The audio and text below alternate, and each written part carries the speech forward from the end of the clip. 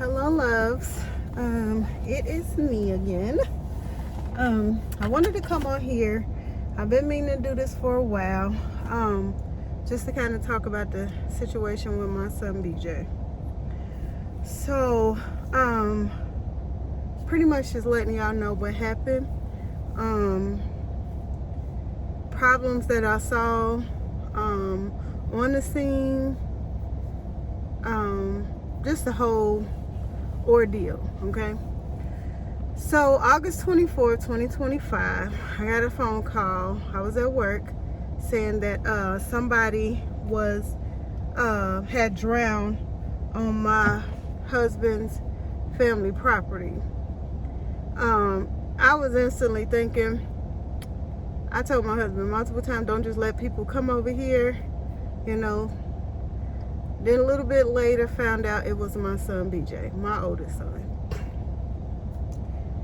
I lost it, of course. So while I was at work, I was leaving, my supervisor wouldn't let me drive, and it just so happened my youngest son was there bringing me lunch. So she wouldn't let neither one of us drive. As I'm on the way there, I'm asking my husband, what are they doing? He's telling me nothing. They first put a drone up in the air, I guess. The drone is supposed to detect a body or whatever in the water, but they didn't detect anything. So then they did nothing. Then it was like they were waiting on a boat because they didn't have a boat, and they had to borrow one. Mind you, a mile down the road is a whole huge lake with multiple boats. You didn't have to call around. All you had to do was call there or go there and get a boat. By the time I got there, which was possibly around 2 hours later, yes, I did go off. Yes, I did go off because I'm like, y'all are not doing nothing to try to help my son at all. I was told when I first got there, he was in a different direction that he was not. They were lying, and then the police officers. And then I was told that they found his body because I had me, my daughter, my youngest son, and then my daughter's friend. They was walking through the woods with me because I'm like, if y'all not going in this water, I'm going to go in this water to get my son. The water literally was 10 feet. It was no currents, no waves. The water was still like a swimming pool. I'm not no type of person that can go save a person's life, but honey, for my child, I would go in that water and try to do what I can do. You know, for hours, people were just standing around. Finally, around 4.5 hours later, they finally got my son's body out the water. In between that time too, I was asking them different things. It was like people didn't know or they didn't want to tell us. I even had a guy that say he wasn't at liberty to discuss with me what was going on. It was a hot mess. Okay, it was a hot mess. So from the beginning, I was told that my son, him and 3 other guys went fishing. My son has been going fishing. Everybody who knows my family knows my husband loves fishing. He had us going fishing with him since our children was younger. Even we would go and do date nights when we didn't even have kids, fishing. My son loved to go fishing. He went fishing at this pond often, especially since we moved to Georgia. My husband has this little Raggedy John boat. The boat, yes, it takes on water. However, it's still, they've been in the water before. My 3 sons been in that water. That's almost 700 pounds. And the boat did not go in the water. So this particular day, the one guy brought his boat. Him and another guy was in it. And then my son was in his dad boat with another guy. Well, they were leave out the pond, and the guy's boat went down in the water. So that caused them to go in the water. Well, my son and the other guy went over to help them. And when they went to help them, one of them tried to get in the boat. When one of them tried to get in the boat, it tipped the boat over, causing my son and the other guy to go in the water. So, let me be clear on what I say. My son knew how to swim. So it didn't make sense to me. Because my son knew how to swim. I made sure they took YMCA classes. They were in swimming pools. They even went deep sea dive. Went in the ocean. Even though they had life vests on, they went in the ocean. They went snorkeling. They were in water. So the statistics, I wanted to make sure we was not doing that, because it's not like, oh, this is another black person, they don't know how to swim, So he went in the water. So the guy said that he was panicking, and it just didn't sit well with me, and I didn't understand. But I noticed, well, my husband first noticed that when my son first came out the water, he had like a cut on his head. So I'm assuming maybe he hit his head. I'm going to go with that. That helps me in my mind to give me peace. So I'm going to go with my son. When he flipped over, he might have hit his head, and that maybe made him panic. I don't know.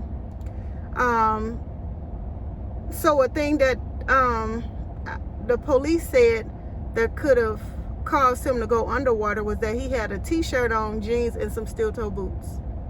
I'm like, okay, that's one thing. Swimming, you do have less clothes, okay? I get what caused my son to go underwater. All right. The problem I had with Washington County is that, so the guy that was in with my son, he was able to swim out the water, and he pretty much had the same type of clothes, except for he had a t-shirt, sweatpants, and steel-toe boots. The other guys were in the water, that was in the water at first. One of them said they swimmed out, but then they saw one of the other ones. I can't remember if they said they saw my son or the other guy that was in a boat with them struggling. I can't remember. But they went back in the water to try to help.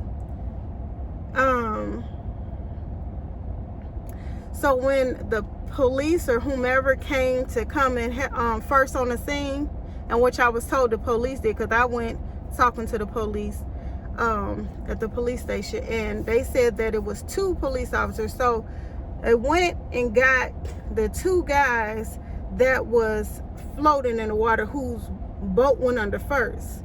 Well, the guys said they was yelling like it's somebody under the water. Y'all, they left out the water and said that this department called DNR has to come and get him. Here's my problem. The 911 call, according to the police report, was placed at 1 p.m. They did not call for the DNR team, who would in return have contacted the divers who needed to come and get my son, till 43 minutes later. I'm not understanding that. I'm not understanding that at all. And so when all of this stuff is going on and it's so much confusion, I don't know, and I'm not at liberty to tell you this, that Sheriff Cochran, he said, and I remember him because he said it again when I called him. He said, how long do you think a person can last underwater? I don't know, and you don't know. You don't know how long my son could have lasted underwater. You know nothing about him. And there was another cop that was saying, I've been doing this for 20 years. I said, you have never done this on my son. Never. You don't know nothing about my son. You don't know if he can hold his breath for hours. You don't know if he was on the swim team or dive. You know nothing about him. So, to me, I'm not saying it's racism.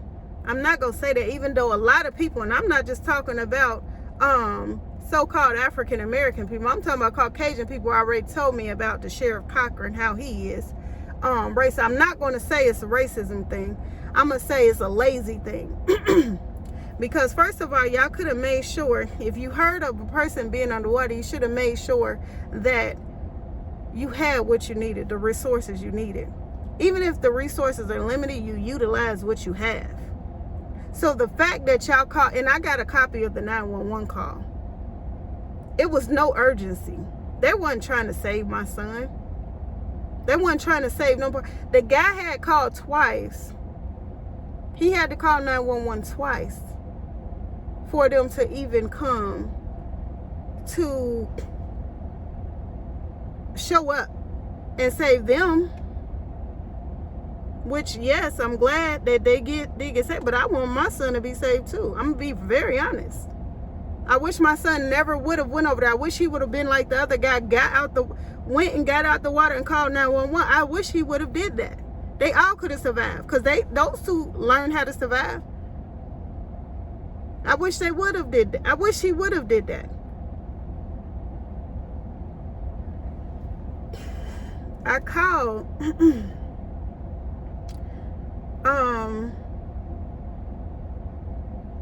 the Washington County Sheriff Department in Sandersville, Georgia, because I was like, I wanted to know. They kept spinning me for a minute. I asked for protocols. I didn't get it. I asked for 911 call. It took a while, but when you listen to it, you can tell that they cut off some stuff or whatever. But the thing is this. Even if my son had went in the water, I understand accidents happen. I get that. I get that 100%. My problem is the look of everything, the feel of everything. They didn't give a damn about my son. They didn't. They didn't. And the sheriff had the audacity to say, well, it was a lot of people that came to volunteer to help, a lot of volunteers came to help that day. And we're so glad. He even put a Facebook post up. And my thing is, that sound good, but what was the purpose? None of them went to help. None of them tried to go in the water and help. They were all standing around laughing. The police even lit up a cigarette and just was standing there smoking. And I had to tell my youngest son, because literally the smoke was just blowing in my face. And I can't tolerate cigarette smoke. I had to tell my son, like, can you go tell him to put that cigarette out?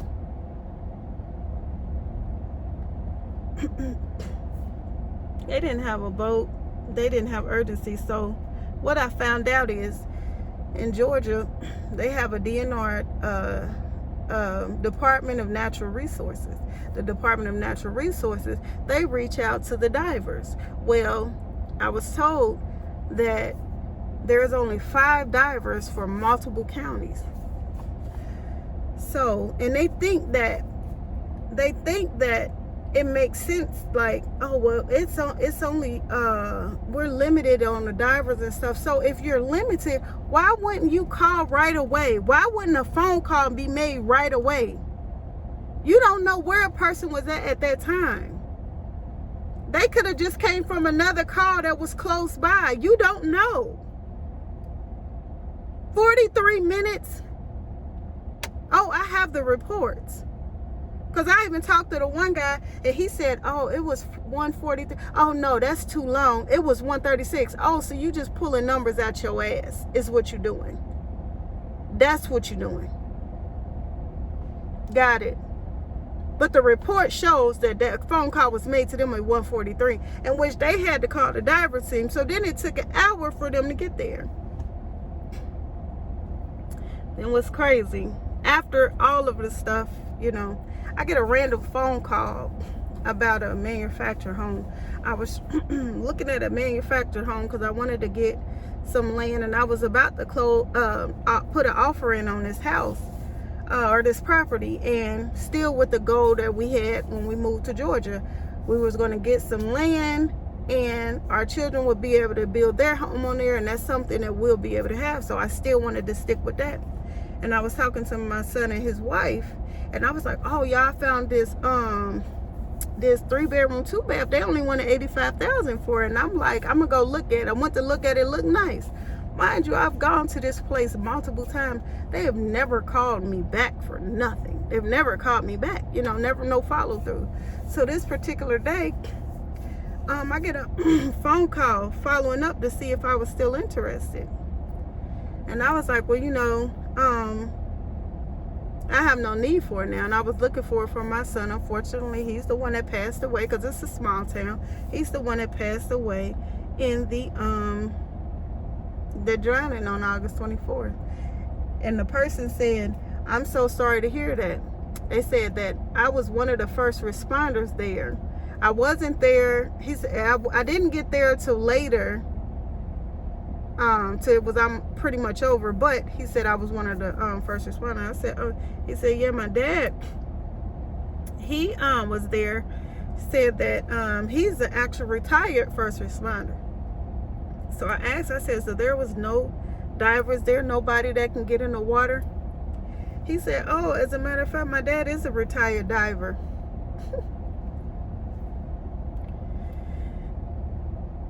So some of the volunteers could have possibly got one in the water. I would have appreciated if you would have just been like, I went in the water, I put my head underwater, I tried to sweep to see if I could feel anything. I'm not a swimmer like that, but I tried. I would have appreciated that. I would have appreciated hearing that, oh, I'm sorry, ma'am, we're doing everything we could do. I would have appreciated that. I would have. That is not what I got. I got, how long do you think a person can last underwater? I've been doing this for 20 years. We don't know what's going on. We don't know if the divers are here. Is one person saying they don't know, one person saying they are. Then I said, well, did they get in there? They don't know. I see the drones going up and down, up and down, up and down. I see people standing around laughing, hee hee ha ha, outside of the water. Then the cop came and he asked, he said, does his baby mama have Life 360? Yes, I clocked, because you're stereotyping my son. I said, he don't have a baby mama, he has a wife. And I was on the phone with his wife, and I asked, and she said she do. So they asked for the coordinates. Asked for like a screenshot of his location. So then I showed him it. He said, well, can she give me the coordinates of it? So once they did the coordinates, I think I'm saying it right. But once he saw that, then it's like a little bit later, that's when they got him. So,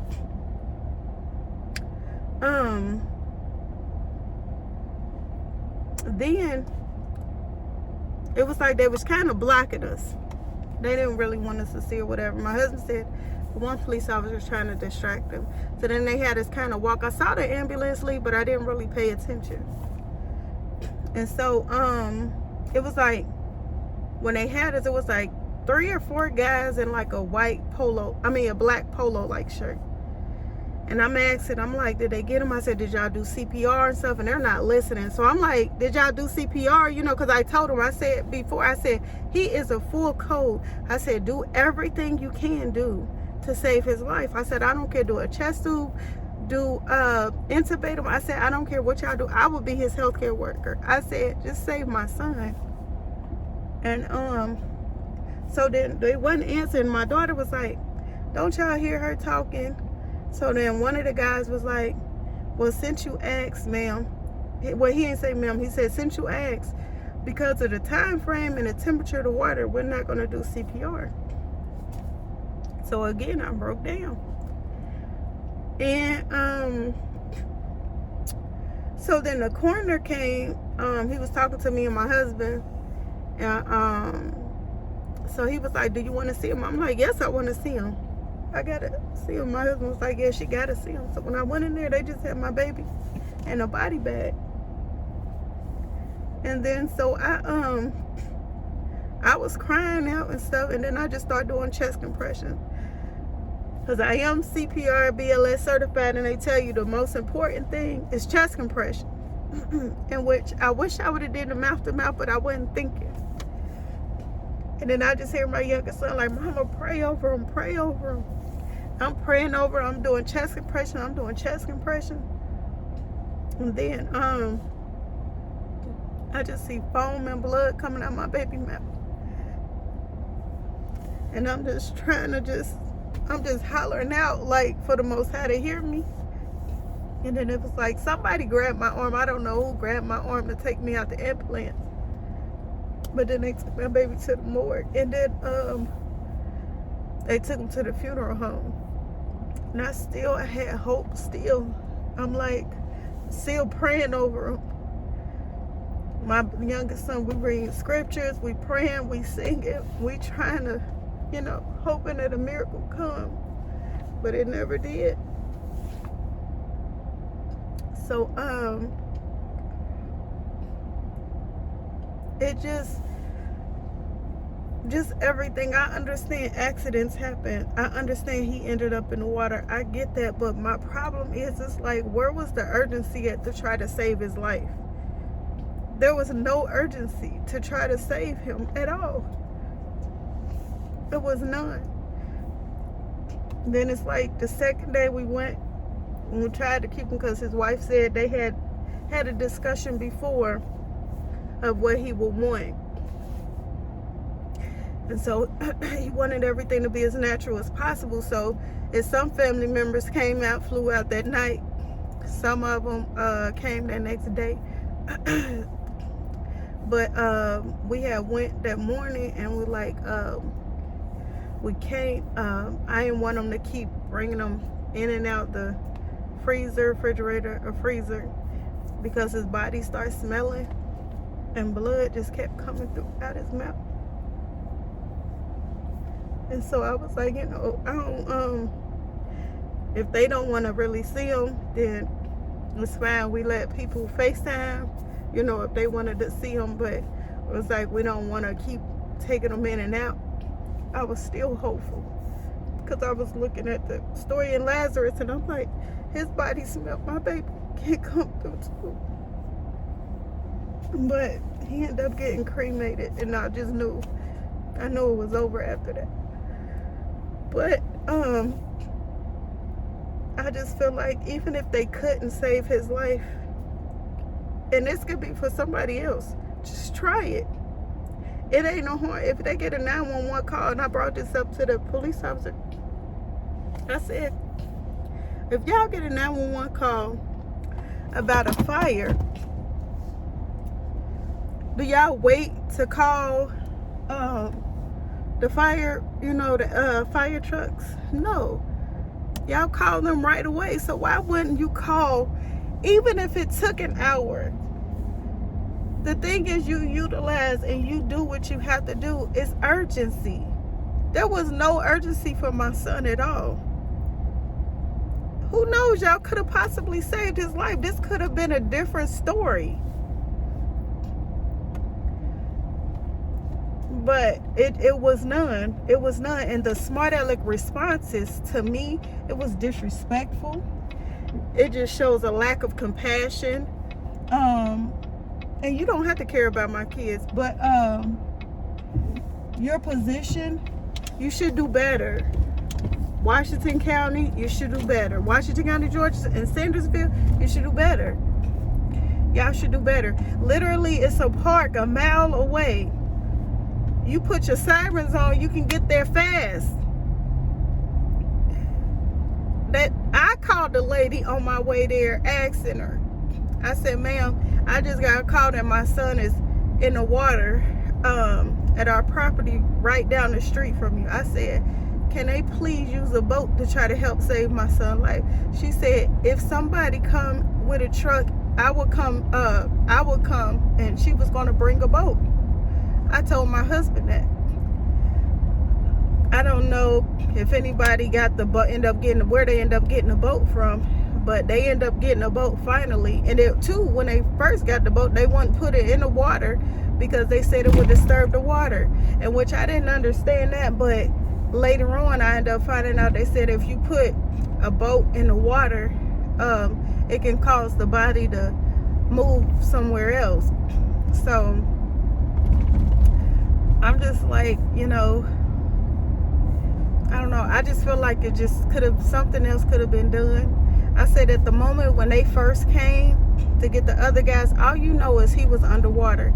You don't know if he drowned. You don't know if he stopped breathing. You don't know if his life was gone. You don't know none of that. All you know is he was under the water. But 4 hours later, 4.5 hours later, you can assume that he's gone. You can assume that. Even then, it still was hopeful. I was still hopeful. I was still hopeful. And I'm like, just somebody even come in and help me do CPR. I don't care what it looks like. I understand. I've been a nurse for over 15 years. I understand what it looks like. But I know I've seen miracles too. And I would have loved to see a miracle on my son instead of us sitting up there celebrating. He would have been 25. Or he would have been this, or this could have happened, you know. Just different things like that. And I just don't think it's fair. And then as I'm asking different people and learning about this town that we in, I'm finding out that there's a lack. I don't know if it's a lack of compassion, but it's laziness. The sheriff, I heard he just was about his drones, and then he already on the news and whatnot for embezzlement or something about money. So I don't know what it is. But if the people are relying on you to do your job, just do your job. A phone call would have been great. If at 1 p.m. the call was made to 911 call was made, no later than 109. In between the phone calls, the diver should have been contacted.